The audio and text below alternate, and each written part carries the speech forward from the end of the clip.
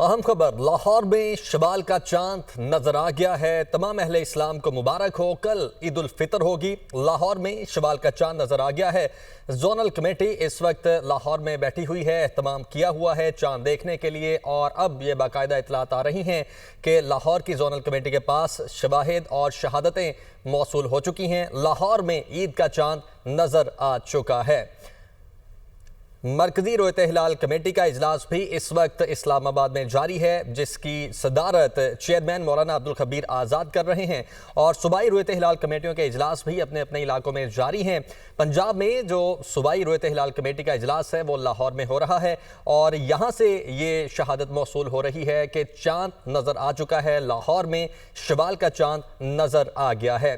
Process इस तरह से है कि तमाम सूबाई जो जोनल कमेटियां हैं वो तमाम शहादतें पहुंचाएंगी जो मरकजी रोयत हिलाल कमेटी है वहां तक, और फिर मौलाना अब्दुल खबीर आज़ाद बाकायदा तौर पर प्रेस कॉन्फ्रेंस करके ऐलान करेंगे शवाल के चांद नजर आने का और कल ईद उल फितर के बारे में अनाउंस किया जाएगा।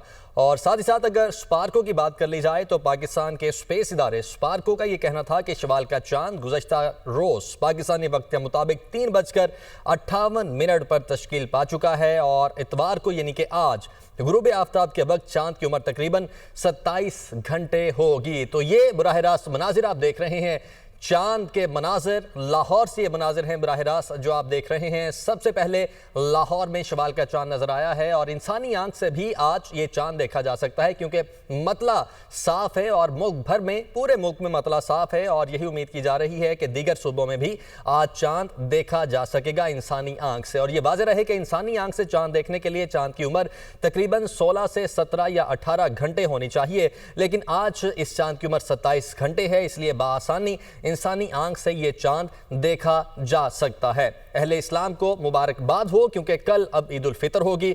लाहौर की ये मनाजिर आप देख रहे हैं, लाहौर में शवाल का चांद नजर आ चुका है। सऊदी अरेबिया और दीगर ममालिक में आज ईद उल फितर मनाई जा रही थी।